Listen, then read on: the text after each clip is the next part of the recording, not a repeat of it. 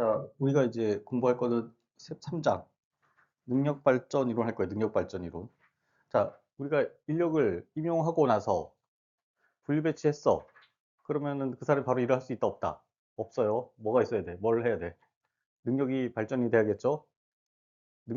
그 일을 할 수 있는 능력이 있어야겠죠? 그러거나 계급지 상황에서 그 계급이 올라가기 위해서 뭐가 필요해요?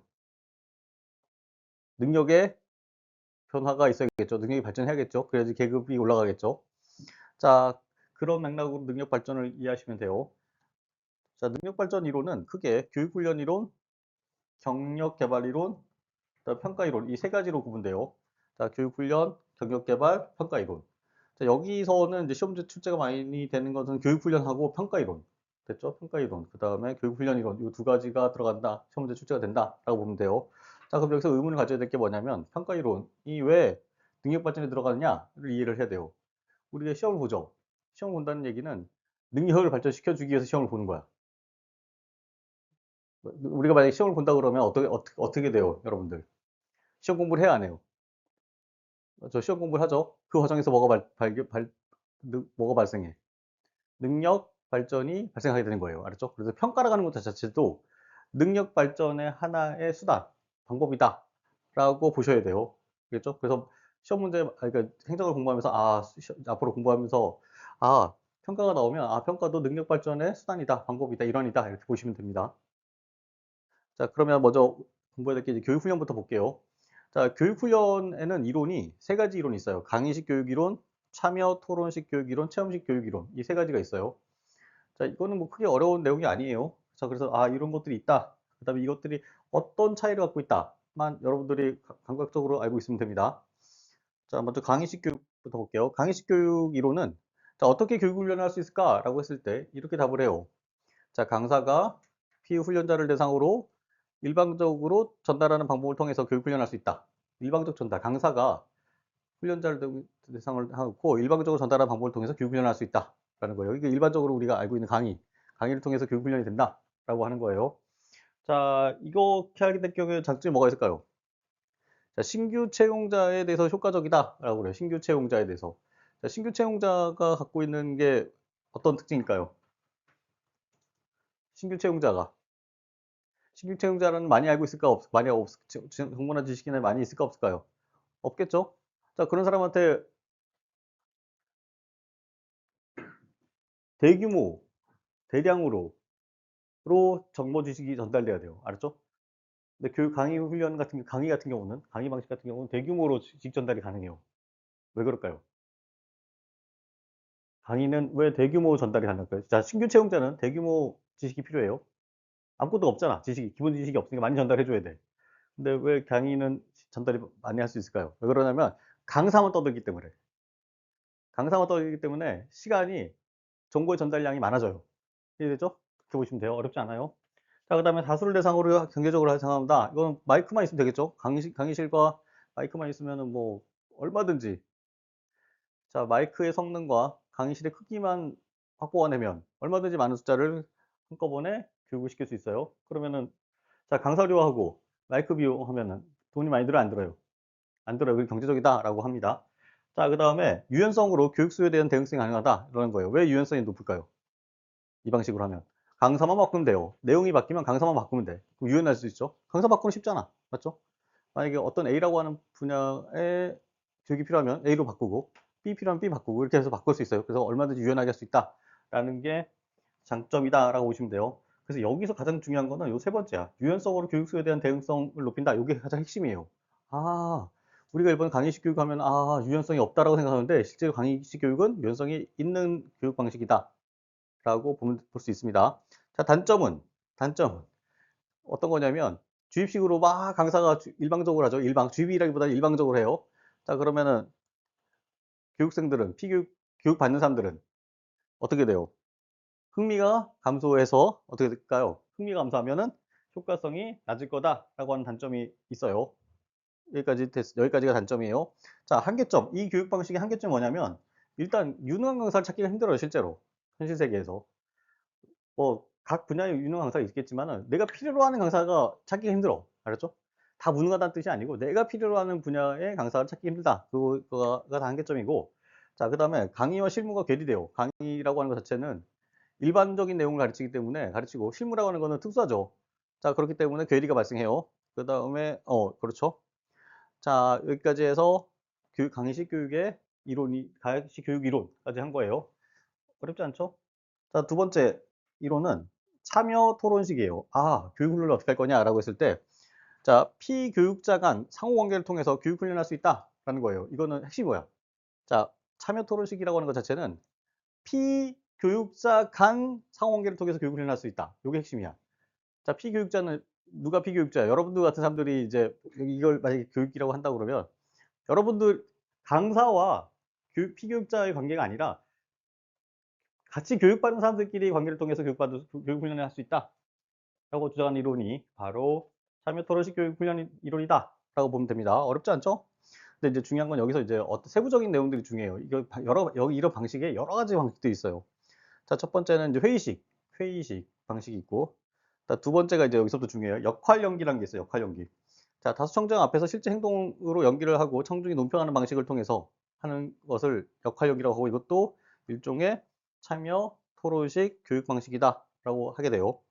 자, 그 다음에 사례 연구라고 해서 실제 존재하는 사례를 원리를 연구하는 하는 것을 사례 연구라고 하고, 자, 그다음에 신디케이트. 이게 이제 네 번째가 중요해요. 신디케이트. 신디케이트는 자, 잘 정리하셔야 돼요. 피훈련자를 10인 내외의 소집단을 구분하고 집단별로 동일한 문제를 놓고 토론시키는 거예요. 자, 이걸 신디케이트다라고 그래요. 자, 이거는 핵심이 뭐야? 핵심이 동일한 문제를 놓고 토론시키는 거가 핵심이에요. 동일한 문제를 놓고 토론을 시키는 거다라는 거예요. 그다음에 인원은 소규모예요, 대규모예요? 소규모 10명 알았죠? 10명이니까 소규모. 그리고 일반적으로 피훈련자들은 최고 권리자들이 된다. 알았죠? 요 세 가지가 핵심이에요. 자, 그래서 내용을 정리하면 그다음에 뭐 토론회 같은 거 있어요. 토론회 같은 경우는 어떤 거냐면은, 자, 여기 이제 이렇게 연단이 쭉 있고 연단에 그 발표자들이 있고 밑에 있는 사람들이 이제 플로어에 사람들이 쭉 있어요. 이 사람들이 발표하고 나면 이 사람들이 막 서로 질의응답하면서 하는 것들이 있어요. 이게 토론회다라고 보면 돼요. 자, 이것도 사실은 여기 있는 사람들이 토론하면 여기 어떤 질의응답하는 과정에서 옆에 있는 사람들이 이거 볼 수 있어 없어요? 아, 저게 그 내용이구나. 알았다. 알죠? 저는 잘못됐다. 판단할 수 있겠죠? 교육 훈련이 될 수 있는 거예요. 자, 그래서 여섯 번째가 모의 연습이라고 해서 시뮬레이션인데, 자, 이거는 피훈련자에게 업무 수행 중에 가능한 상황을 주는 거야. 제공해 주는 거야. 알았죠? 그리고 대처하는 것을 한번 해보도록 하는 거예요. 이게 시뮬레이션이다 라고 보면 돼요. 시뮬레이션이 뭐야? 가상세계죠. 가상세계. 가상세계를 한번 제공해주고 그 가상세계에서 어떻게 대응하는지, 가상세계에서 대응을 하도록 연습 한번 시켜주는 거예요. 알았죠? 이게 교육훈련 방식이다. 모의훈련도 시뮬레이션도 교육 참여 토론식 교육훈련 방식이다 라고 보면 됩니다. 자, 그럼 여기서 포인트는 뭐냐면 신디케이트에 대해서 정의를 정확하게 알고 있어야 돼요. 신디케이트의 정의를 제가 설명드렸죠? 신디케이트의 핵심은 뭐다? 문제를 주고 문제를 풀 수 있도록, 문제를 풀 수 있도록 토론을 시키는 것. 알았죠? 요게 신디케이트다라고 보면 됩니다. 자, 그 다음 볼게요. 그 다음 넘어가서, 자, 체험식 교육. 이게 제일 중요해요. 체험식 교육 세 번째가. 체험식 교육은, 자, 피교육자의 직접 교육 체험을 통해서 교육 훈련할 수 있다라고 주장하는 이론이 체험식 교육 이론이에요. 자, 앞에서는 피교육자 간의 상호관계가 뭐예요? 토론. 알았죠? 그 다음에 이 피교육자가 실제로 현실을 직접 체험시키는 거야. 직접 체험시키는 거야. 말이 아니고 직접 체험시키는 것을 체험식 교육이다라고 보면 돼요. 이해됐죠? 여기는 이제 내용들이 많아요. 뭐 시차 가는 거, 시차 가는 것도 되죠. 시차 견학 가는 거. 그다음에 현장 훈련. 이건 OJT야. OJT라고 해서 실제로 업무에 투입시켜 버리는 거야. 알았죠? 대표적으로 군대 같은 데서 많이 해요. 군대에서나 생산 공장 같은 데서 많이 해요. 그래서 신입사원이 들어오면 그냥 작업자 옆에 갖다 붙여. 그럼 그 작업자들이 하는 걸 보고 옆에 있는 사람들이 배우겠죠. 그게 OJT고 그걸 현장 훈련이라고 그런다. 순환보직이라고 해서 순환보직은 여러 직위를 경험할 수 있도록 보직 변경시켜 버리는 거야. 그럼 이 사람들이 그 보직 왔다 갔다 하면서 경험하겠죠? 훈련이 되는 거예요. 자, 중요한 게 이제 네 번째야, 네 번째. 여기서는. 네 번째 감수성 훈련이라는 게 있어요. 감수성 훈련. 감수성 훈련이라는 건 여러 번 했는데, 자, 자, 10명을 선택해요. 10명을 교육을 대상으로 하고 이 사람들에게 자, 이질적이거나 동질적인 피의운전자끼리 자유로운 토론을 시키는 거예요. 근데 이거는 뭐냐면 비정형적인 상황을 제공해 주는 거야. 비정형적인 상황을 제공해 주고 그 상황에 대한 반응을 서로 볼 수 있도록 해 주는 거예요. 그러면 이 상황에서 기대하는 건 뭐냐면 다른 사람들은 어떻게 생각하는지를 보는 거야. 알죠? 다른 사람들은 어떻게 생각하고 어떻게 판단하는지를 보는 거야. 이거는 뭐예요? 어떻게 행동하는지를 보는 거야. 자, 이거는 뭐야? 토론이야, 경험이야? 경험이에요. 알았죠? 그래서 이거는 역할 여기는 어디 들어간다? 어디 들어간다? 감수성 훈련은 어디 들어간다? 체험식 교육의 유형에 들어간다라고 할 수 있어요. 어렵지 않죠? 자, 그다음에 그다음에 이제 그다음 중요한 거 액션 러닝. 액션 러닝은 소규모 규모의 팀별로 조직에게 중요한 문제 해결 과정에서 성찰할수록 해보는 거예요. 그래서 팀에게 중요한 문제를 해결해 보도록 하는 거야. 문제를 해결해 보도록 하고 그 과정에 성찰하도록 하는 게 액션 러닝이에요. 알았죠? 자, 이거는 뭐가 달라요? 신디케이터와 뭐가 달라? 신디케이터와 뭐가 달랄까요? 액션 러닝은 생각을 해야지. 머리를 써야지. 신디케이트는 문제를 줬어. 문제를 주고 토론시키는 거야. 근데 액션 러닝은 뭐냐면 조직이 갖고 있는 문제를 제공하는 거야. 조직이 현재 갖고 있는 문제. 현재 갖고 있는 문제는 현재 문제를 경험하는 거잖아. 맞죠? 그래서 이게 경험에 들어가는 거예요. 알겠죠? 신디케이트는 어디 들어간다? 토론식에 들어가는 거고 얘네들은 참여식, 체험식에 들어간다. 이해됐어요?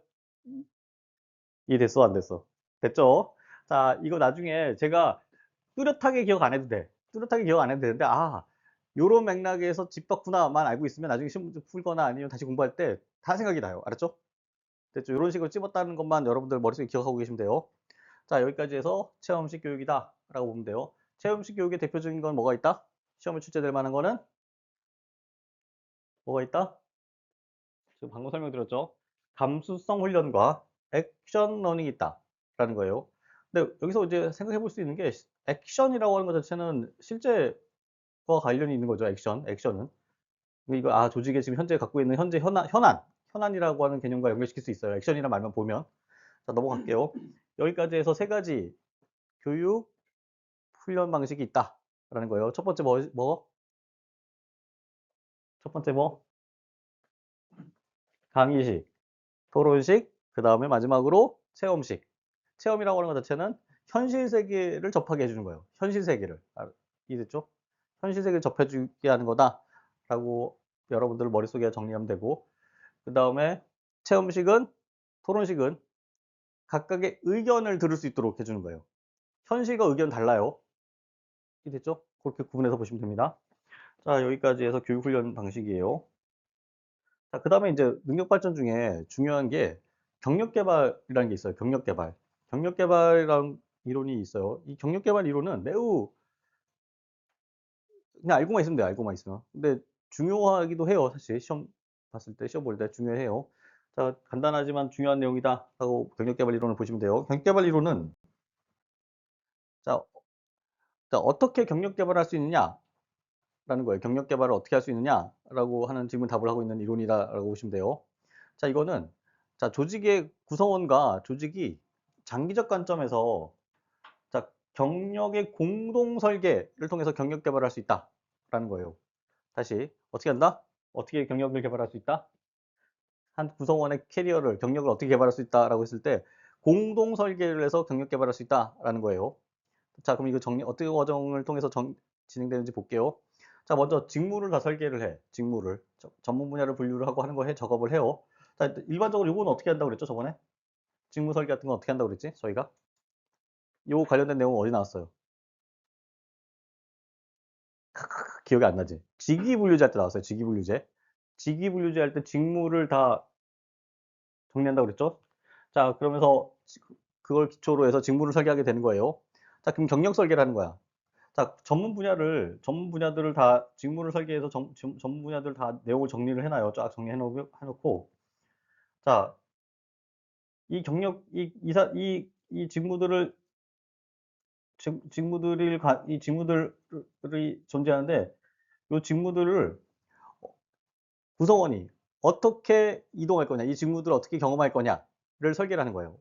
자, 언제는 무슨 뭐를 하고, 언제는 무엇을 어떤 직무를 하고, 언제는 어떤 직무를 이동하고, 이 직무 과정을 서로 상호 설계하는 거예요. 알았죠? 그리고 나서 실제로 이 사람이 이 경로대로 가는지 안 가는지를 경력 관리를 해요. 알았죠? 경력 관리를 해요. 이 사람이 실제로 경력 관리를 자기 경력 관리를 해주는 거 하는 거예요. 자, 그럼 되는지 안 되는지를 평가 보완하는 거다라고 하는 거예요.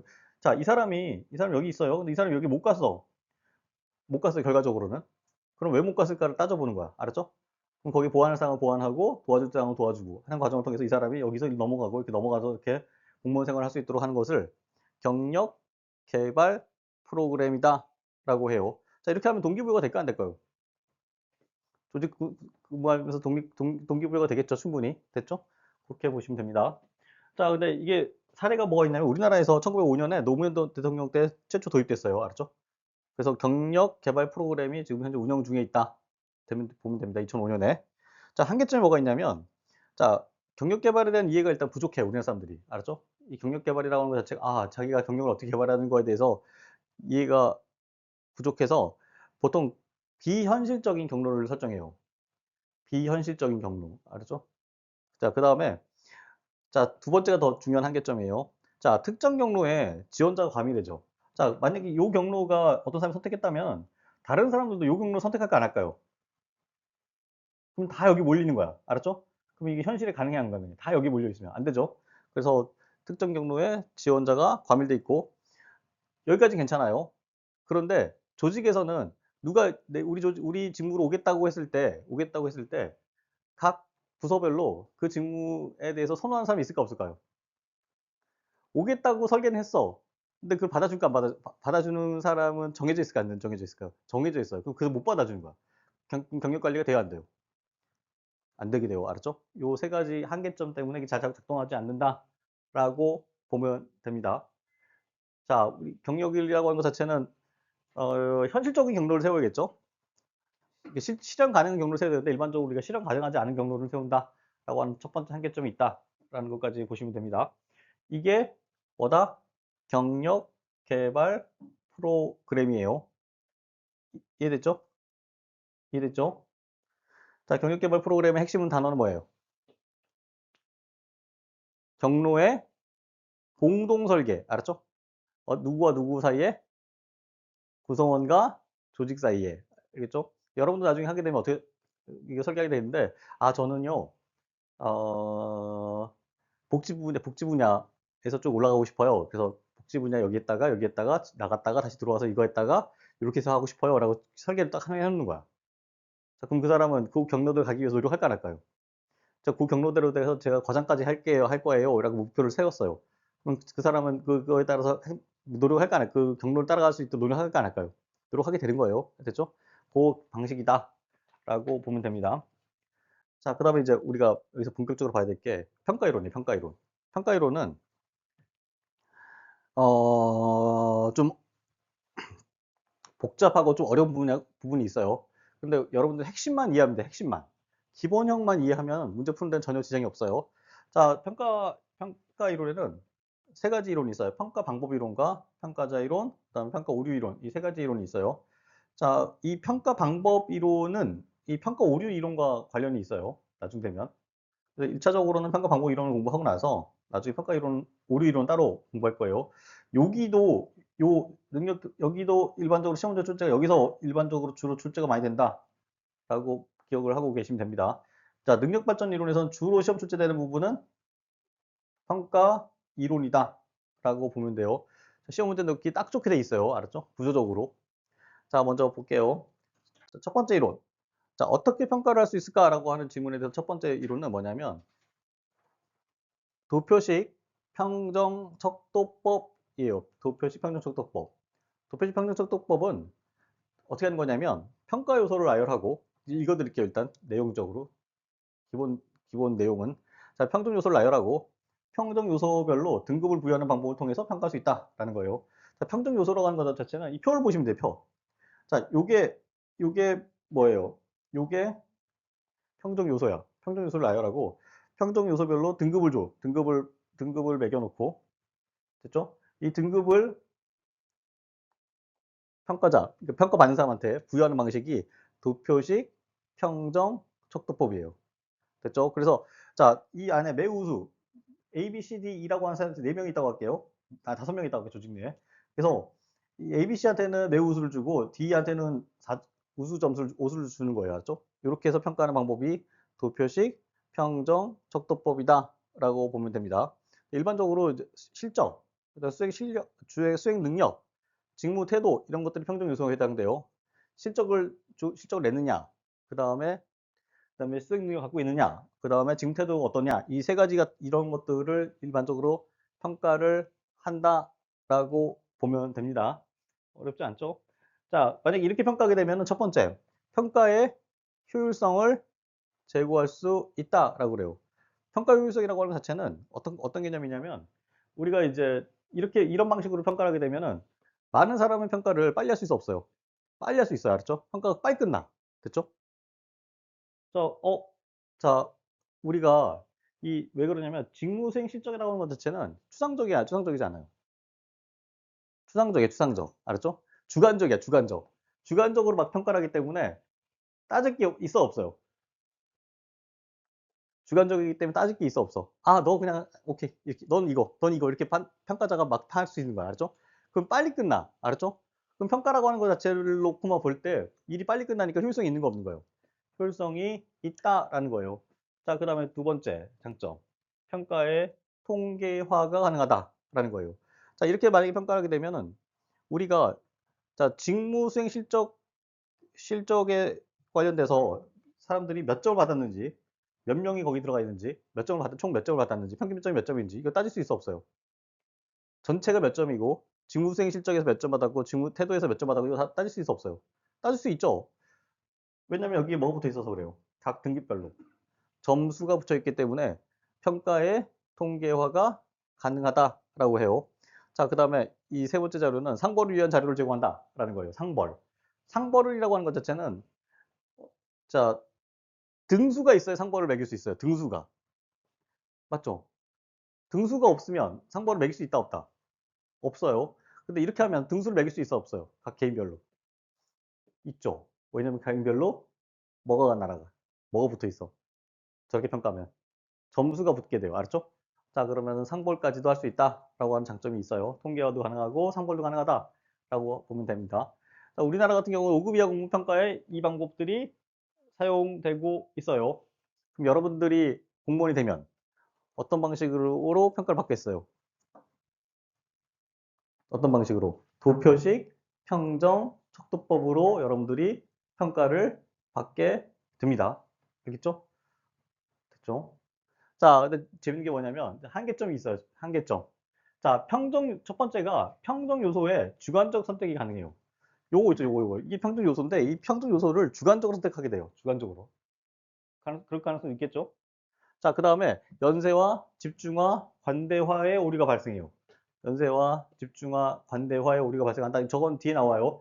자, 단적으로 보면은 자, 우리 과장님이 여러분들 평가를 하는 데 있어서 어떻게 주고 싶을까요, 점수를?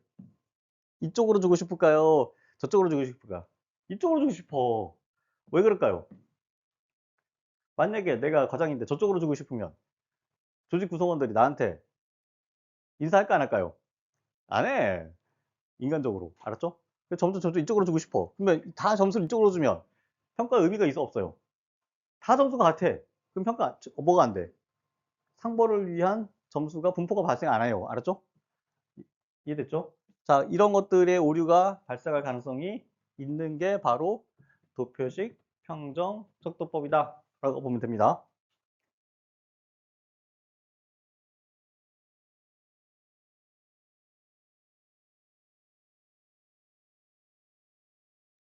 자, 이제 두 번째 이론 강제 배분법이에요. 강제 배분법은 어떻게 주장하냐면 평가를 어떻게 해야 되느냐라고 했을 때 이렇게 주장해요.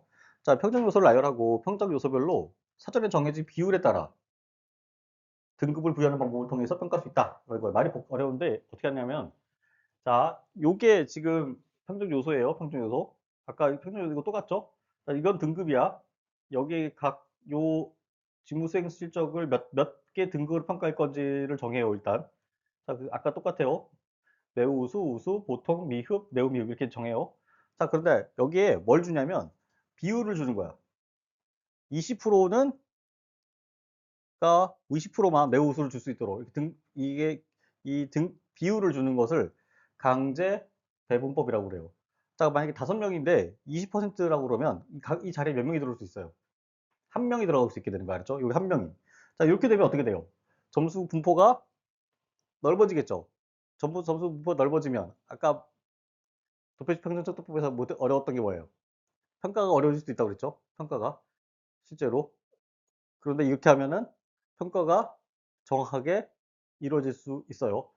자, 만약에 도표식 평등척도법으로 하게 되면 그냥 그 순수 도표식 평등척도법으로 하게 되면 어떤 일이 보이면 다 모여있어, 점수가. 다 똑같아.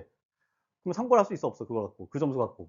안 되죠. 근데 이렇게 하면은 점수가 쫙 분포되면 1등부터 꼴등까지 쫙 점수가 분포돼 있겠죠. 그러면은 그러니까 상을 줘야 될 사람과 벌 줘야 될 사람이 구분이 딱 되겠죠. 알겠죠?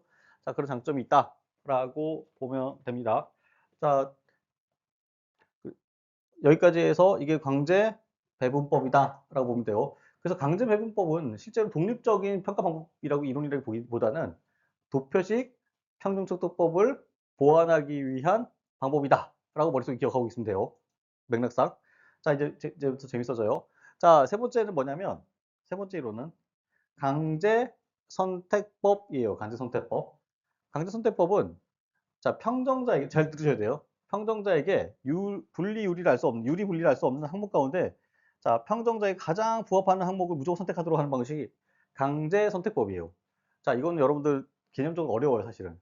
자, 평가 항목이 쫙 있어. 쫙 있어요. 그런데 평가하는 사람은 이 평가 항목의 점수를 어떻게 주느냐가 평가 대상이죠, 평가 대상. 이 평가 대상에 어떤 영향을 미치는지 몰라. 알았죠?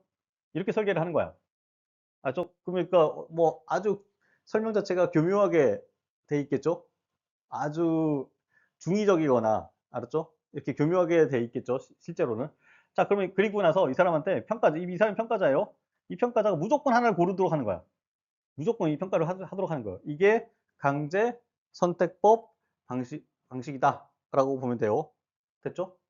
이해됐어요? 안 됐어요? 이해됐죠? 자, 그렇게 되면 이런 방식을 한다 그러면 평가자는 평가 대상을 볼 때 주관적으로 볼까요? 그냥 객관적으로 볼까요? 내가 이 체크리스트라고 하는 것이 어떻게 점수를 주는지가 저 사람 영향을 못 미쳐. 그러면은 포기할까? 내가 저 사람 잘 봐줘야겠다. 그다음에 힘들게 해야겠다. 라고 하는 마음을 먹을까 안 먹을까요? 안 먹게 돼요. 알았죠? 맞죠? 그래서 평정자의 편견이나 정시를 방지한다. 라고 하게 돼요. 이 방식으로 하면. 됐죠? 그리고 보통 일반적으로 체크리스트 방법의 일종이다. 라는 거예요. 체크를 하도록 했으니까. 그렇죠? 자, 여기까지 해서 강제 선택법까지 했어요. 이해됐죠? 자, 그 다음 이론은 사실기록법이에요. 사실기록법. 자, 사실기록법은 자, 객관적인 사실을 나열하는 방법을 통해서 평가할 수 있다라고 주장하는 이론이 사실기록법이다라는 거예요. 자, 평가를 어떻게 할까요? 그랬더니 객관적 사실을 적어서 그걸 가지고 객관적 사실로 평가해라. 그거 주장한 거랑 마찬가지예요. 도표식 평균척도법은 평가 요소를 정하고 나서 각 거기마다 등급을 주고 등급을 줘서 평가해라. 이게 도표식 평균척도법이고 얘네들은 사실을 기록하라는 거예요. 그러니까 사실이라고 하는 건 어떤 거냐면 일반적으로 생산량 같은 걸 말하는 거예요. 생산량. 만약에 그다음에 매출량, 판매량, 판매량이겠죠. 판매량. 자, 이 사람이 이번 달에 몇 개를 생산했느냐, 1년 동안 몇 개를 생산했느냐, 몇 개를 만들었느냐, 이렇게 이걸 가지고 평가하는 방법이 사실 기록법이다라고 보면 돼요. 또 대표적인 건 아까 생산량이고 또 생각해 볼 수 있는 게 뭐냐면 얼마나 영업을 했느냐, 1억을 했느냐, 2억을 했느냐, 3억을 했느냐 이렇게 이걸로 평가하자는 거예요. 딴 거 보지 말고. 그래서 근무 태도나 역량 같은 거 보지 말고, 알았죠? 이렇게 주장하는 이론이 사실 기록법이다라고 해요. 자, 이거는 장점이 뭐냐면 객관성이 최고죠. 알았죠?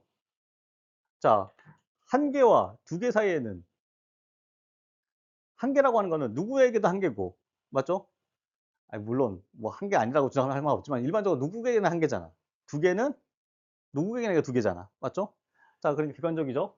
자, 한계점이 뭐냐면 일반적으로 이렇게 작업량이 측정 가능한 업무 작업량도 존재하지만 일반적으로 대부분의 공무원 같은 경우는 작업량을 측정하기가 어려워요. 그렇다면 이 사실기록부를 쓸 수 있어 없어? 없어요. 알았죠? 그렇게 보시면 돼요. 자, 여기까지 해서 사실기록부까지 했고, 그다음에 네 번째가 뭐냐면 서열법이에요. 서열법.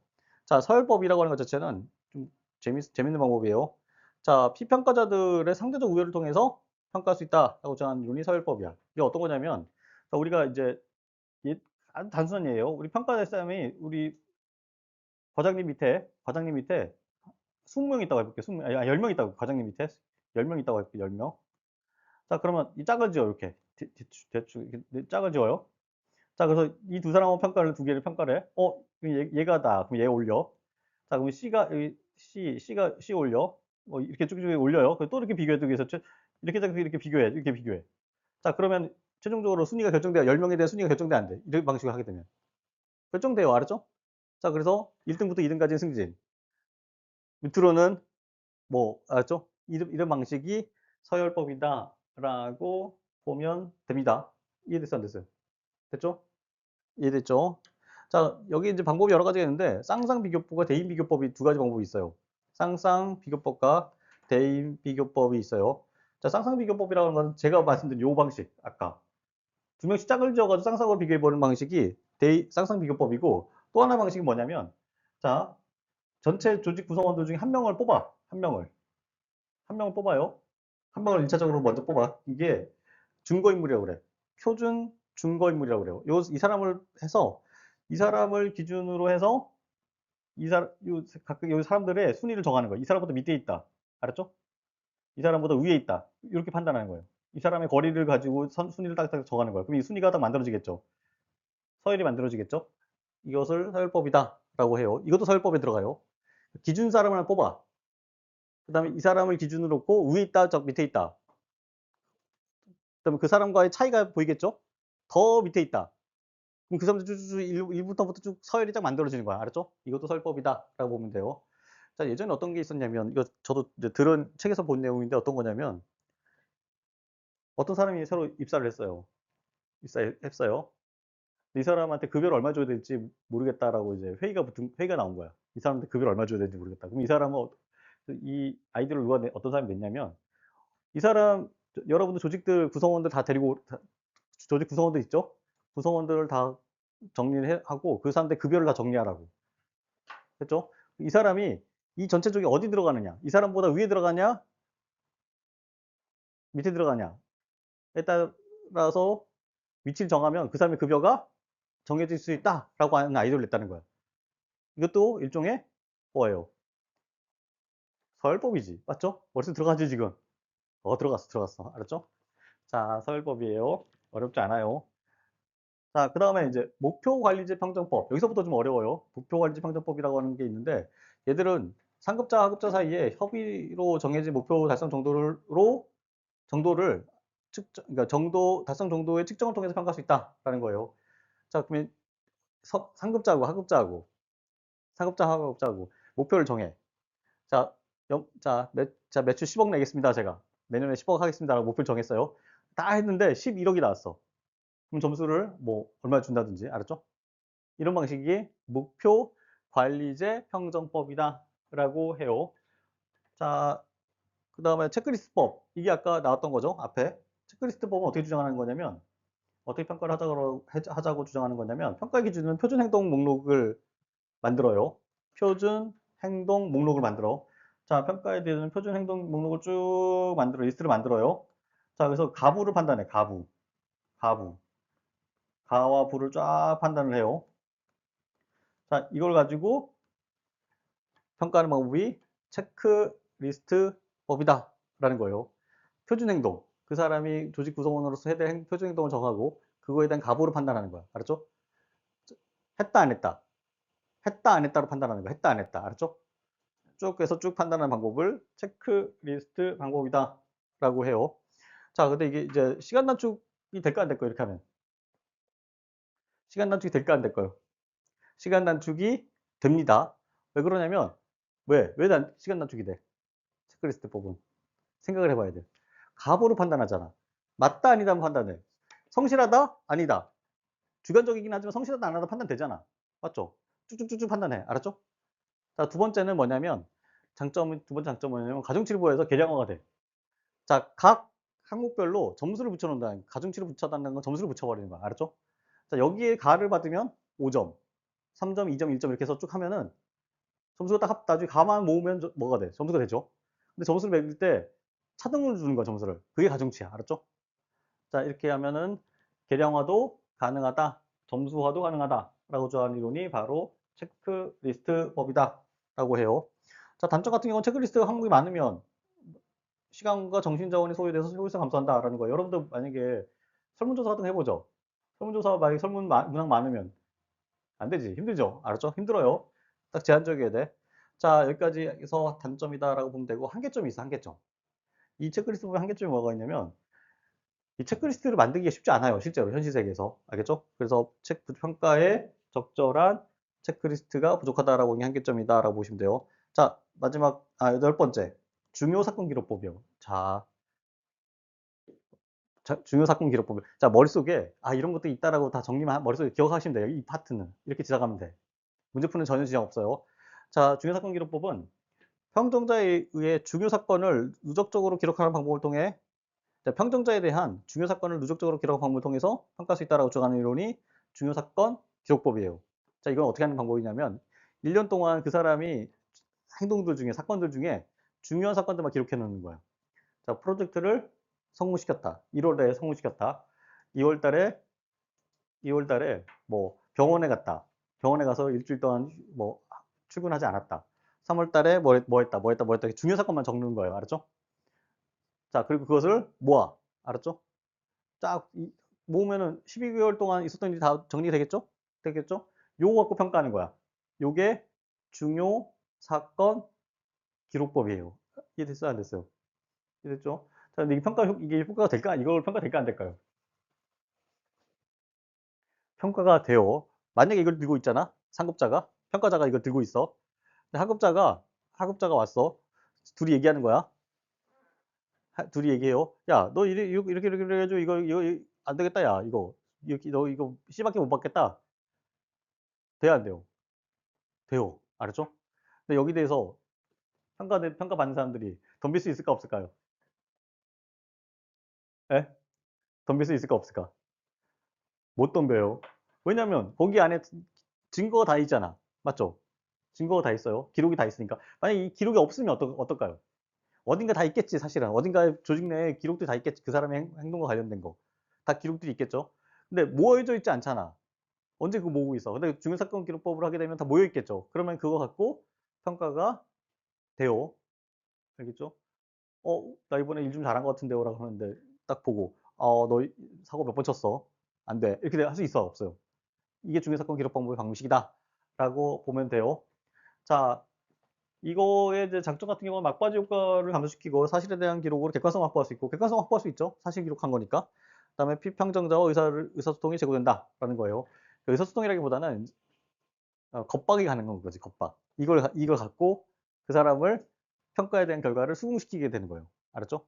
근데 그러니까 결과적으로는 이거 자체가 중요사건 기록법, 이 기록 자체가 평가인 거야.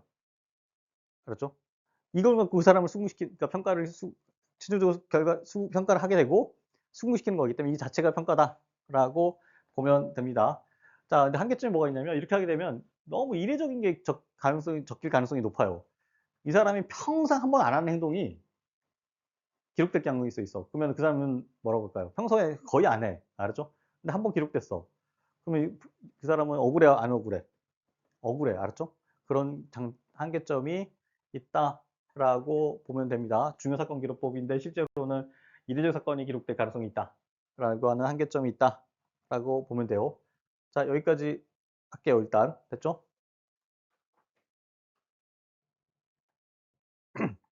자, 아홉 번째는 행태기준 평정척도법이에요. 행태기준 평정척도법이 이제 아홉 번째 이론이다라고 보면 돼요. 자, 여기서부터는 이제 진짜 어려워.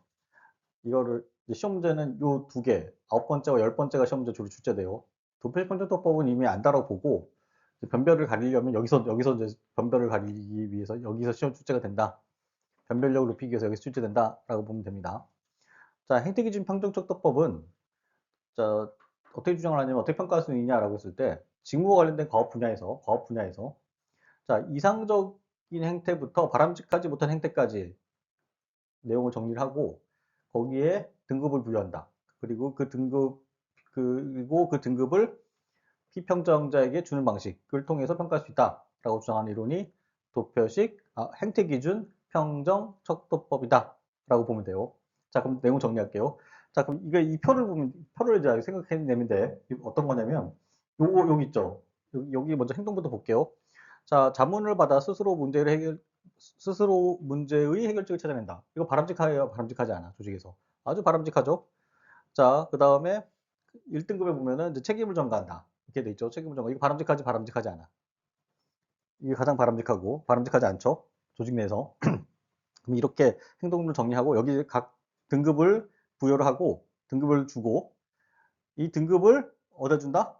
평가자한테 주는 방식이 행태기준 평정척도법이 된다. 라는 거예요. 됐죠? 자, 만약에 임시로 문제 해결 방법을 제시한다. 그 사람이 이제 임시로 문제 해결 방법을 제시한 정도 된다 그러면 5등급을 주는 거예요. 이 사람한테 5등급을 딱 주는 거 알았죠? 이렇게 평가하는 방식이 행태기준 평정척도법이다. 라고 보면 돼요. 자, 그 다음에 여기 재밌는 거 뭐냐면 이 행동, 이 을 척도 개발 이거를 개발하는 데 있어서 평가자하고 피평가자, 평가하는 사람과 피평가자가 같이 개발한다라는 거예요. 그렇죠? 자, 그리고 더 중요한 거는 도표식 평등척도법과 중요사건기록법을 결합한 방식이다. 가 특징이에요. 알았죠? 특징이다라고 할 수 있어요. 자, 이 그림에서 뭐가 도표식 평등척도법이야? 어떤 요소가 이 도표식 평등척도법과 중요사건기록법이 결합한 형태라고 그랬죠. 그러면 이 두 가지 성격이 요 안에 두 가지 성격이 같이 있는 거죠. 두 가지 성격이 같이 있는 거죠. 자, 도표식 평등척도법에 관련된 성격은 뭐야? 앞에 거죠. 1등급부터 7등급. 여기 도표식 평등척도법 알았죠? 그 다음에 요거는 중요사건기록법에서 성격을 갖고 있는 거예요. 이 두 가지 결합돼 있다라고 보면 됩니다. 자, 그래서 장점 같은 경우는 앞에서 다시 설명드리면 쉬워요. 자, 평가 척도의 공동 개발로 평가 객관성이 제고된다라는 거죠. 이건 어떤 말이냐면 수치화는 안 되지만 둘이 동의한 거죠. 양자가 동의한 거야. 아니면 조직 구성원들이 동의한 거야. 요건 요거다라고 해서 공통의 관념이 만들어지면 그걸 객관적이다라고 그래야 알았죠? 자, 단점 같은 경우는 비용 증가로 평가의 효율성이 감소한다라는 거예요. 자, 왜 비용이 증가할까요? 이렇게 하면 이거 만들려면 어떻게 해야 돼? 자, 피평가자와 관리자가 공동 개발하려면 서로 만나야겠죠? 회의하겠지? 그리고 서로 의견이 안 맞으면 뭐 시간도 걸리겠죠? 시간이 들어가는 거예요. 그럼 시간이 들어가니까 뭐가 떨어지는 거예요? 효율이 떨어지는 거예요. 평가하면 되는데 그냥 평가하는 막 절차가 있는 거야. 그러면 평가에 들어가는 시간은 어차피 줄 세우기인데 결과적으로는 시간이 많이 들어가게 되는 거예요. 됐죠? 자, 여기에 바로 행태기준 평정척도법이다 라고 보면 돼요. 그래서 머릿속에 그림을 어떻게 그리냐면 자, 이상적인 것부터 이상적이지 않은 바람직하지 않은 것까지 하고 여기에 등급을 부여하고 이 등급을 누구한테 준다?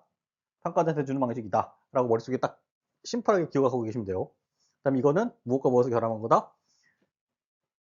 도표식 평정척도법과 그 다음에 중요사건기록법을 결합한 거다. 그것만 기억하고 있으면 됩니다.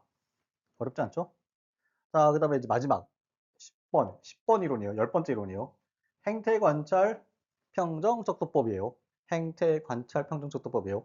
자, 행태관찰 척도법은 어떻게 주장을 하냐면 어떻게 평가할 수 있냐라고 했을 때, 자, 직무 성과와 관련이 있는 중요 행위에 대해서 빈도 등급을 통해서 평가할 수 있다. 빈도 등급을 부여를 통해서 평가할 수 있다라는 거예요.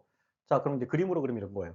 자, 직무 성과와 관련이 있는 거. 이제 바람직한 행동이겠죠, 일반적으로. 일반적으로 바람직한 행동이겠죠. 이런 행동을, 자, 이 등급을 주는 거야. 등급을 주는데 어떻게 주냐면, 빈도 등급이야. 몇 번을 했느냐, 많이 자주 하느냐, 조금 하느냐, 이걸 등급을 주는 거야. 알았죠? 됐죠? 이렇게 주는 등급을 각 피평가자한테 등급을 부여하면서 함으로써 뭐 한다? 평가할 수 있다라고 주장하는 이론이 행태, 관찰, 평정, 척도법이에요. 알겠죠? 됐죠? 자, 왜 이걸 그러면 행태 관찰 척도법이라고 했을까요? 우리가 어떤 사람의 행동의 빈도를 알아내기 위해서는 어떻게 해야 돼? 빈도를 알아내기 위해서는 관찰해야겠지. 시간이 있어야죠. 그 사람의 행태의 그 빈도를 알기 위해서는 시간이라고 하는 개념이 필요하죠. 시간이라고 하는 거는 하려면 관찰을 해야겠지. 됐죠? 그래서 관찰척도법이다. 이해됐죠? 이해됐죠? 자, 요게 행태 관찰 평정 척도법이다 라고 해요. 자, 특징 같은 경우 뭐냐면 행태 기준 평정 척도와 행태 기준 평정 척도법하고 도표식 평정 척도법을 결합한 형태다 라고 해요. 행태 기준 평정 척도와 도표식 평정 척도법을 결합한 방식이다 라고 하는 거예요. 자, 그러면 이것도 똑같아. 어떻게 이해하면 돼? 요 표 안에 두 가지 요소가 어떻게 결합되어 있는지만 판단하면 돼요. 자, 그러면 행태 기준 평정 척도법과 관련된 건 뭐야? 앞쪽 게죠. 평정 항목이겠죠? 요 뒤에는 도표 시청정특보를 결합한 거예요. 알았죠?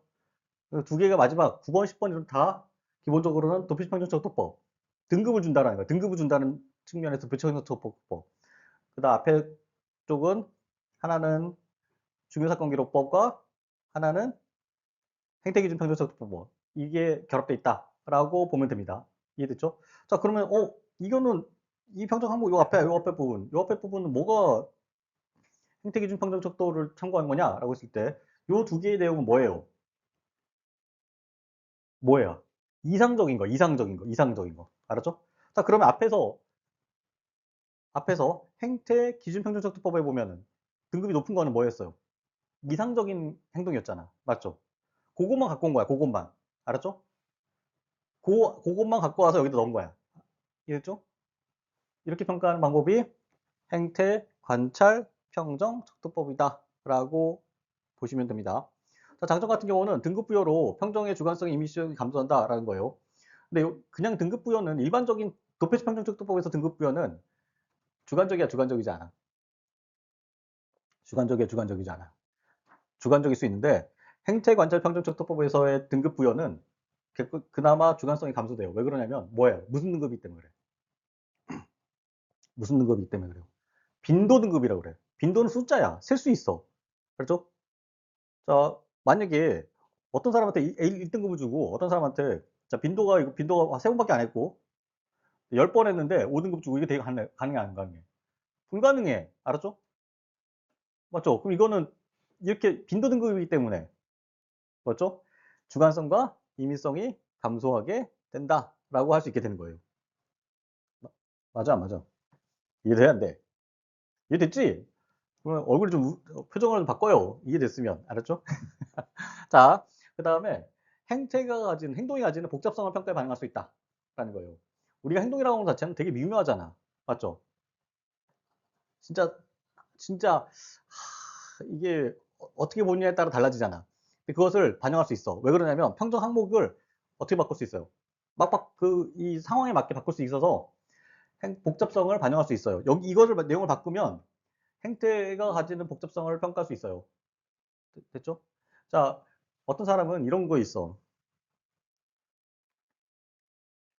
그, 근데 이런 인력도 되게 바람직할 수도 있어요. 되게 이기적이야. 이기적이야. 사람이 이기적인데, 그러니까 자기 일에 너무 치중하는데, 이것도 이상적일 수 있어요.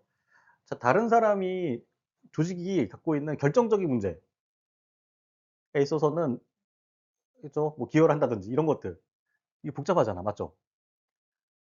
맞죠? 이런 내용 복잡하잖아. 이기적인데, 결정적인 문제에 있어서는 자기 희생을 한다. 이런 거. 이런 경우 있을 수 있어요. 근데 이게 이상적이지 않아, 이거. 이거 이상적이에요, 사실은. 맞죠? 자, 이런 것들도 반영할 수 있다. 평정 항목만 바꾸면 된다는 거예요. 자, 그래서 그 단점 같은 경우는 등급으로 해서 연쇄 효과가 발생해요. 연쇄 효과가 발생할 수도 있어요. 왜냐하면 이거 도표치 평정법이기 때문에 기본적으로 도표치 평정법을 갖고 있기 때문에 어떤 일이 벌어지냐면 여기가 2등급이면 계속 2등급 줄 수 있어. 알죠? 연쇄적으로 쭉 내려가는 거야. 모든 거에서. 이게 연쇄 효과다라고 보면 돼요. 이 연쇄 효과는 나중에 다시 설명드릴게요. 알았죠? 수업 시간에. 자, 여기까지 해서 행태 관찰, 평정, 척도법까지 했어요. 알았죠? 자, 우리 지금까지 평가 방법을 했었는데, 가장 기준이 되는 건 뭐야? 기준이 되는 거는. 기준이 되는 건 뭐예요? 도표식 평정 척도법. 알았죠? 거기에 부속이 뭐야? 부속 이론이. 강제 배분법. 거기다가 등급에다가 점수를 주는데 그 점수를 그 등급을 줄 수 있는 대상의 비율을 적어 놓은 거야. 알았죠? 그게 강제 배분법. 자, 이거를 중요사건 기록법과 도표식 평정 척도법을 결합시킨 게 뭐예요?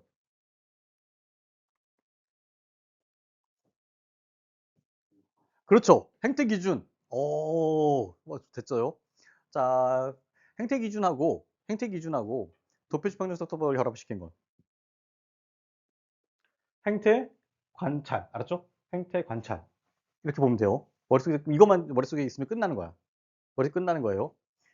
자, 강제 선택법 어떻게 평가하는 거예요? 체크리스트를 만드는 거야. 체크리스트 법과 똑같아요. 유사해요. 어떻게 한다? 그 체크리스트는 알 수 있다 없다. 그 체크리스트의 항목이 평가자의 이게 유리한지 불리한지 알 수 있다 없다. 알 수 없다. 알았죠? 이게 강제 선택법 방식이요. 근데 이거 만들기 쉬울까 안 쉬울까 어려울까요? 이거는 실제 어려워. 그런데 그 심리 있죠. 교묘한 심리는 할 수 있어. 심리 문제가 되게 굉장히 막 있어. 되게 교묘하게 만들어져 있어. 진짜 실제로. 이게 내가 이거 선택하면 내 정신병이라고 의심받을까? 이렇게 선택하면 내가 정신병으로 의심받을까? 이걸 뭐 알 수 없을 정도로 문제가 만들어놨어. 강제 선택법이야. 알았죠? 이걸 갖고 사람을 알아내요. 뭐도 알아내냐면 사이코패스도 알아내고 정신 문제도 알아내는 거야. 알았죠? 이게 기법이야. 근데 이거는 실제로 사용하기는 실제로 어렵겠죠? 됐죠? 자, 중요사건 기록법은 어떻게 하는 거예요? 중요사건 기록법은. 중요사건 기록법은. 자, 구성원의 평가받는 사람들의 중요 사건들을 기록을 통해서 평가하는 방식이다. 라고 했죠. 됐죠? 그게 중요사건 기록법이다. 사실기록법은 평가자의 과 관련된 성과, 객관적 성과의 기록을 통해서 평가하는 방식이다. 됐죠? 이해됐죠? 어렵지 않죠? 자, 체크리스트법은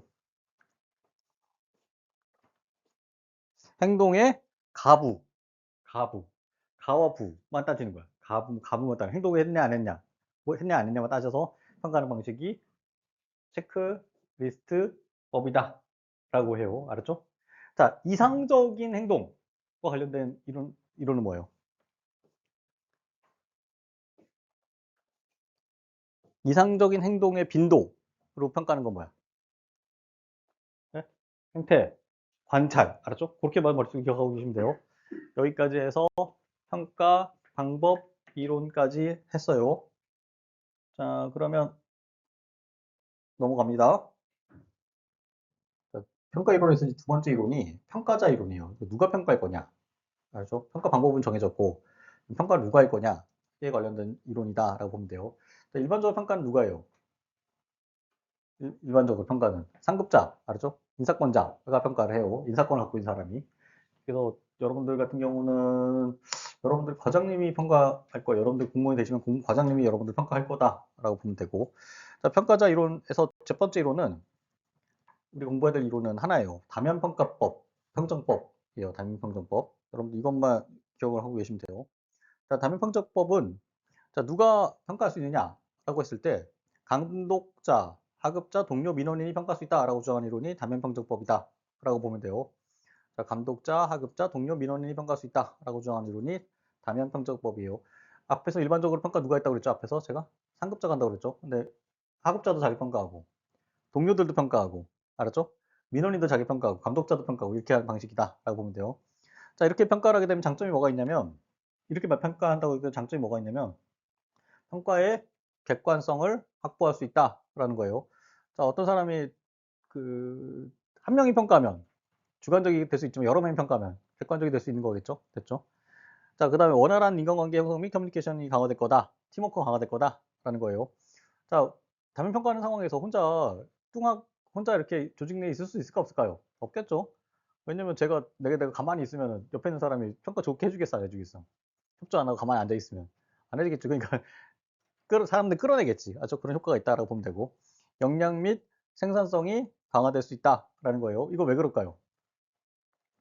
자, 이렇게 되면은 가만히 앉아 놀고 있으면 상급자한테만, 자기 평가하는 사람한테만 잘하고 일은 안 하고 있는 게 가능할까 안 할까요? 못하지. 일을 해야겠죠. 일을 안 하고 상급자 비율만 맞춰가지고 좋은 점수 받는 거가 가능할까 안 할까? 불가능해. 알았죠? 왜냐면 그러면 그 옆에 있는 사람들이 가만 놔둘까요? 평가하는 사람들이 박살 내버리지. 그러니까 일도 해야 돼. 알았죠? 그러면 생산성과 영향이 강화돼요. 자, 그다음에 상관에 대한 복종으로 인한 병폐가 완화될 거다라는 거예요. 평가자가 상급자면 상급자 말 복종하겠죠? 근데 만약에 이렇게 되면 상급자의 비율이 감소되면 그만큼 상급자의 영향력이 완화될 거고 병폐도 완화될 거다라고 보는 거예요. 정신인사 판단도 방지할 수 있다는 거예요. 자, 정신인사라고 하는 것은 선호에 따라서 자기가 좋고 나쁘고 호불호에 관해서 사람 뽑는 것을 점수를 주고 사람 선택하는 것을 정신인사라고 그래. 정신인사 가능해 불가능해? 자, 내가 좋은 점수를 줬어. 봐요. 내가 좋은 점수를 줬어. 어떤 사람한테 어떤 좋은 점수 줬는데 나머지 사람들이 다 나쁜 점수 줘버렸어. 그럼 이 사람은 그 좋은 점수를 유지할 수 있을까 없을까요? 못 유지해. 이렇게 되는 거야. 과장님 와보세요라고 할 거야. 시장님이. 다른 사람들은 다 나쁜 점수 줬는데 왜 과장님만 좋은 점수 줬어요? 혹시 다른 감정 있으세요? 물어볼 거야. 이 소리 들으면 여러분들 일하기 좋을까 안 좋을까요? 안 좋아. 그러면 그 사람은 어떻게 할까요? 자기 점수를 내리겠지. 그럼 정신 인사가 완화되는 거예요. 맞죠? 근데 고등학교 후배야. 점수 주고 싶어. 다른 사람들 평판은 개판이야. 그러면 그 사람도 좋은 점수를 줄 수 있다 없다? 없게 돼요. 알겠죠? 이걸 노린 게 다변평정법이다라고 보면 돼요. 자, 그다음 민주적 리더십 발전에 기여한다라는 거예요. 이렇게 되면은 상급자가 뭐가 없어져요? 상급자가 인사권, 점수를 줄 수 있는 권한이 약화되죠. 상급자에. 자, 그러면은 명령이 잘 작동이 안 해. 권위가 권력이나 권위가 약해지죠. 자, 그걸 대체하기 위해서 뭐가 필요해? 이 사람을 권력이 아니라 다른 리더십, 실제로 그 사람을 유도하는 민주적 리더십, 설득이나 이런 걸 통해서 유도하게 되는 거예요. 알았죠? 권력이 없어지기 때문에 그걸 대체하기 위해서 설득이 들어가게 되는 거야. 알았죠? 그게 민주적 리더십 발전에 기여한다라고 하게 되는 거예요. 이해됐어, 안 됐어요?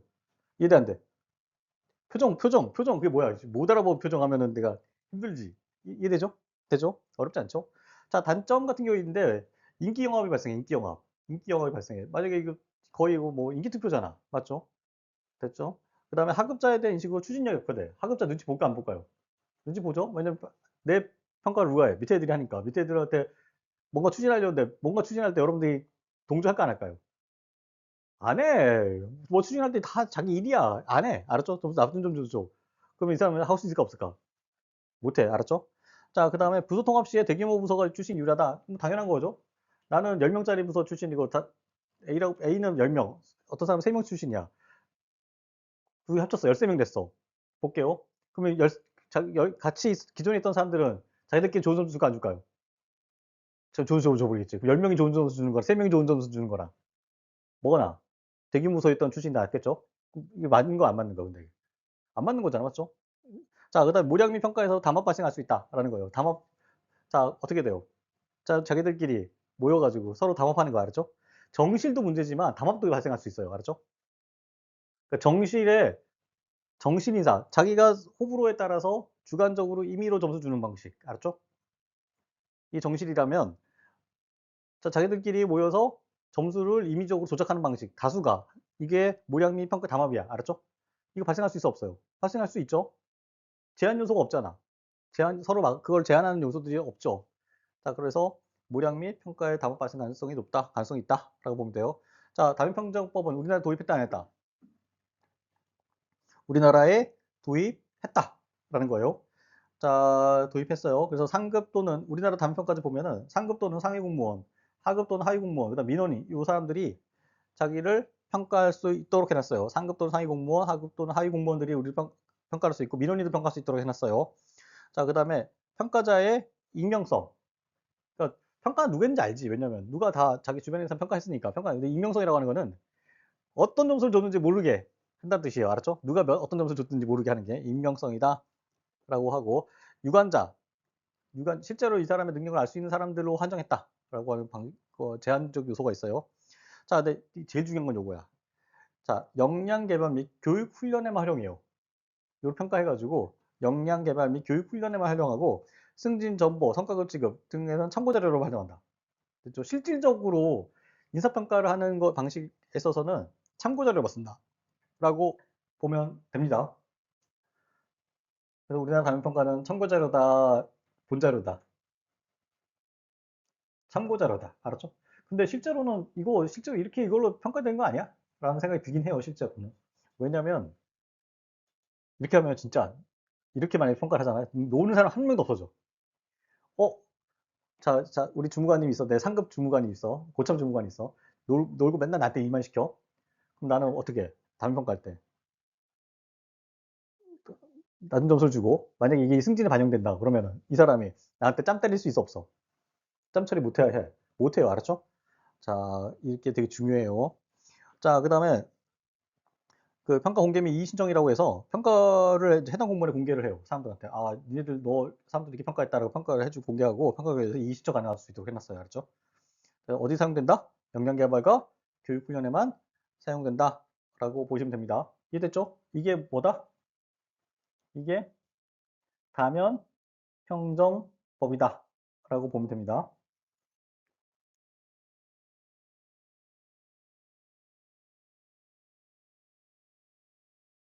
자, 이제 마지막 이론이 평가 오류 이론이에요. 평가 오류 이론.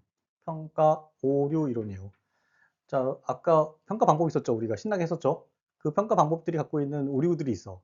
아무리 평가를 잘한다 하더라도, 평가 방법이 좋다 하더라도, 그다음에 일반적으로 우리가 사용하고 있는 방법들에 삑사리가 나요. 그것들을 설명하는 이론이 평가 오류 이론이다라고 보면 돼요.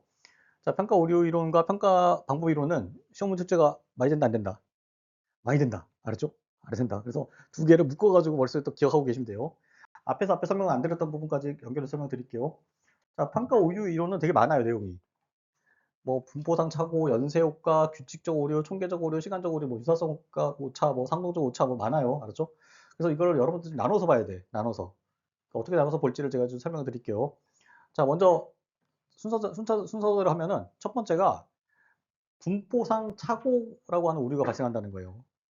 근데 이거는 외견상인 거예요. 외견상. 그러니까 외견과 겉으로 드러나는 것과 그 원인에 설명한 것과 구분해서 보시면 돼요. 어렵지 않아요. 자, 분포상 착오라고 하는 거는 사람들 점수가 다 중간에 모일 거나 높은 점수를 받거나 그 다음에 낮은 점수를 받거나 이런 거예요. 알았죠? 이런 것들을 분포상 착오다라고 그래요. 이거는 외견이야, 원인이야? 오류의 원인을 설명한 이론이에요, 내용이야? 결과를 설명한 거예요. 결과를 설명한 거예요. 알았죠? 외견상 이렇게 나타난다는 거야. 자, 점수가 만약에 이제 예를 들면 점수가 이쪽에 있으면 다 여기 모여 있는 거예요. 여기가 이제 90점대라고 할게요. 70점대, 30, 50점대 이렇게 할게요. 사람들이 여기 다 모여 있는 거예요. 이렇게. 평가 10명 정도가 여기 다 모여 있어. 이건 뭐예요? 집중화. 알았죠? 아, 높은 점수 관대화. 알았죠?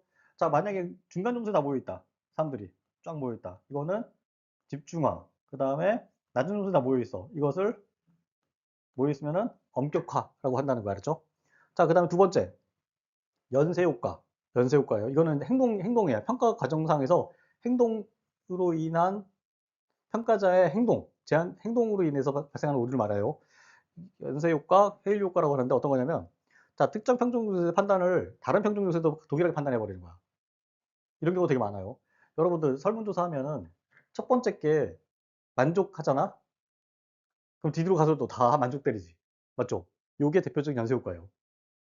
그래서 말해서 이 사람이 근무 태도가 좋아.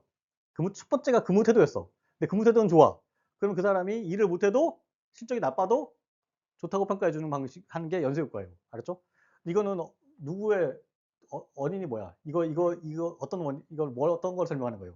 평가자의 오류야. 평가자가 갖고 있는 행동의 오류야. 알았죠? 이해됐죠? 됐죠? 이거 구분해서 보시면 돼요. 어렵지 않아요.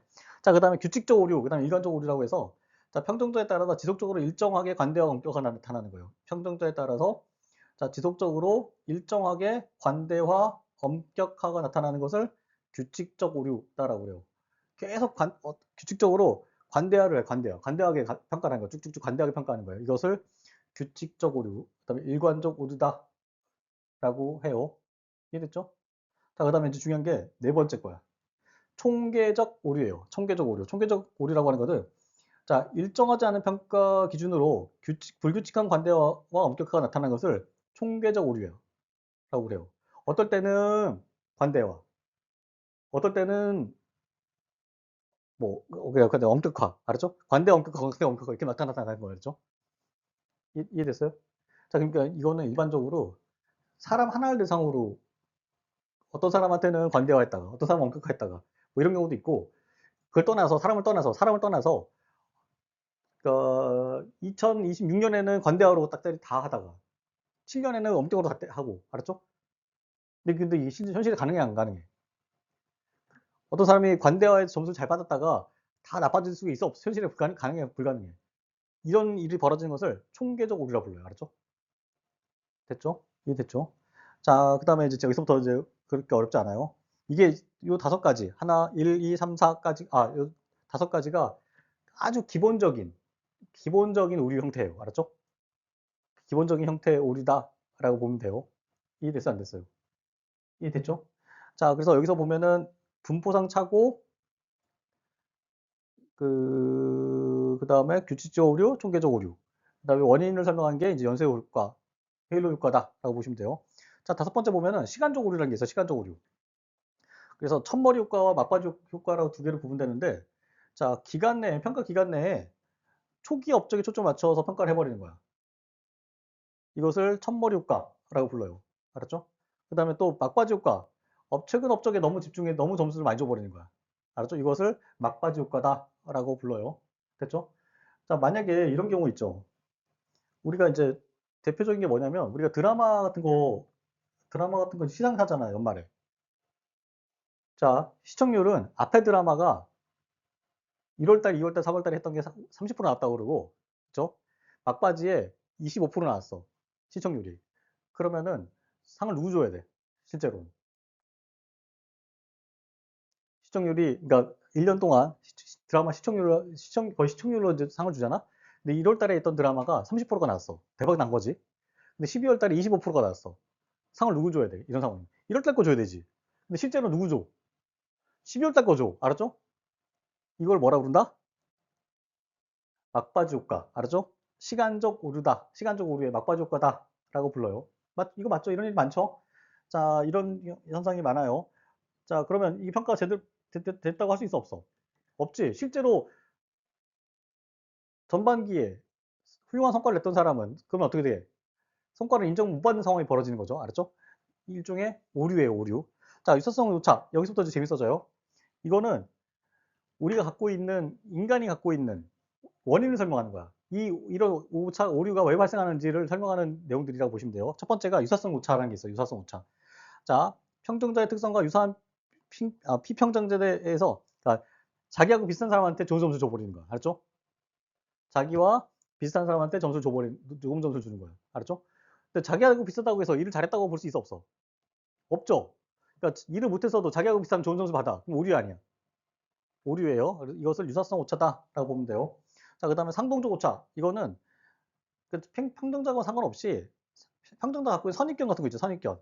선입견 같은 것들로 인해서 발생하는 오차를 상동적 오차다라고 보면 돼요. 자, 무엇이 상동적 오차다? 선입견, 알았죠? 상동적 오차.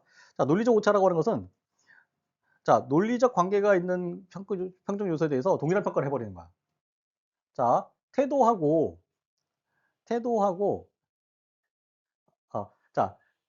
자, 업무 수행 능력과 수행 실적은 논리적 인과관계가 있어 없어요? 실질적으로 논리적 인과관계는 있어 없어? 논리적으로는 있죠. 그래서 두 개가 같은 점수 줘버리는 거야. 그런데 이런 경우 있어요. 능력은 좋은데 실적이 안 나오는 경우 많아요, 안 많아요? 쎄삐까리야. 알았죠? 점수를 그렇게 줘버리면 안 돼. 오류야. 알았죠? 요거를 뭐라 그런다? 무슨 오류다? 무슨 오류라고 그랬어? 무슨 오류? 논리적 오류, 오차, 오류, 뭐 이렇게 부른다라는 거예요. 자, 그 다음에 아홉 번째. 9번째는 귀인적 편견. 좀 복잡한데 보세요. 자, 평가자의 피평가자의 추론에 따라 평가해 버리는 거야. 자, 평가를 할 때 뭐를 평가해야 돼? 사실 갖고 평가해야 되잖아. 평가는 있었던 거 갖고 평가해야 되잖아. 근데 추론으로 평가하는 거야. 추론. 상상의 날개를 펴서 몇 단계 넘어가 가지고 평가를 해 버리는 거야. 알았죠? 이거 되는 거 돼, 안 돼? 근데 추론하게 되면 어떤 일이 벌어져? 추론이 잘 되면 괜찮아. 추론이 잘 돼, 안 돼요? 인간이 갖고 있는 추론이 잘 안 되지. 인간관계도 틀릴 수 있죠. 알았죠? 이런 문제를 귀인적 평가다라고 보면 돼요. 그래서 유사성, 상동적, 논리적, 귀인적 편견 있다는 거예요. 자, 선택적 지각의 착오라고 해서 자, 평가자의 기준에 따라 추론을 통해서 평가하는 것을 선택적 지각의 착오다라고 하는 거예요. 이거는 평가자가 자기가 갖고 있는 기준에 따라서 평가를 추론해 버려. 알았죠? 이것을 선택적 지각의 착오다라고 보면 돼요. 10번. 자, 10번은 좀 약간 특이한 거니까 여러분 구분해서 보시면 되고 11번. 자, 이게 좀 재밌어요. 피그말리온 효과라고 해서 자기 충족적 예언이 작동하는 경우가 있어요. 평가에 있어서. 쟤는 앞으로 일을 잘할 거야. 뭐 이런 거였죠. 알았죠? 이게 작동해서 평가가 이루어지는 경우가 있어요. 근데 이건 제대로 된 평가가 아니야. 평가 아니에요. 아니에요. 알았죠? 요게 피그말리온 효과, 로젠탈 효과다라고 그래요. 자, 그 다음에 근본적 귀속의 착오 12번. 이것도 중요해요. 근본적 귀속의 착오라고 하는 게 있어요. 이거는 개인적 요인에 대해서 과대 초점 맞추는 거예요. 개인적 요인에 대해서 과대 초점을 맞춰서 평가하는 방법에 근본적 귀속의 착오다라는 거예요. 상황 요소를 과소 초점 맞추는 거예요. 알았죠? 개인 초점을 맞추는 개인에 대해서 과대 초점 맞추는 것을 근본적 귀속의 착오다라고 해요. 자, 그럼 여기서 이제 머릿속에 이제 정리가 됐죠. 자, 전체적으로는 모양, 평가 모양이 잘못된 거. 앞에 것들은 평가 모양이 잘못된 것들이 대부분. 평가 모양이 알았죠? 근데 요거는 평가 모양이 잘못되는 것과 관련돼서 원인들을 쭉 설명해 놓은 내용들이 알았죠? 이 같이 다 오차 다 모여 있지만 성격이 좀 다르다라는 것을 머릿속에 좀 기억을 하고 계시면 돼요. 알았죠? 그 다음에 선택적 지각의 차고, 근본적 계속의 차고, 요런 거. 그 다음에 요 세 개, 요거 10번, 11번, 12번, 요 세 개만 별도로 좀 챙겨서 알고 계시면 돼요. 나머지는 다 그냥 공부하시다 보면 다 이해돼요. 자, 할게요. 상동적 오차를 뭐를 상동적 오차라고 한다? 상동적 오차, 고정관념. 알았죠? 선입견 고정관념에 대한 평가. 자, 어떤 게 있어요, 일반적으로? 우리나라 사람들은. 우리나라 사람들 뭐가 있어요? 뭐 많잖아. 맞죠? 남자들은 뭐 게으르다든지, 맞죠? 남자들은 뭐 술 먹고 게으르다든지 이런 거 알았죠? 남자들이 다 게을러? 아니잖아. 맞죠? 이게 일반적으로 상동적 오차다라는 거예요. 일 대충 해. 남자들은 일 대충 해. 이거 상동적 오차 아니에요. 이걸로 갖고 남자들 다 나쁜 적 때렸어. 상동 오차 아니야. 상동 오차예요. 자, 논리적 기호는 아까 설명드렸고, 유사성이라고 하는 거는 평가자의 특성과 유사한. 알았죠? 그 사람이 갖고 있는 특성과 유사한 평정자의 성격이에요. 자, 만약에 내가 내성적인 사람이야. 내성적인 사람이면 내성적 사람한테 끌릴까요? 외향적 사람한테 끌릴까요? 내성적 사람한테 끌려. 알았죠? 됐죠? 그래서 내성적인 사람한테 점수 줘버리는 거야. 제가 단순화 시켰지만, 알았죠? 그렇게 보시면 돼요. 그래서 나중에 이제 10번, 11, 12번 나중에 따로 저희가 다시 한번 설명을 다시 드릴게요. 머릿속에 이렇게 기억을 하고 있으면 됩니다. 됐죠? 자, 여기까지 해서 평가 오유 이론까지 끝낼게요. 자, 여기까지 마무리하겠습니다.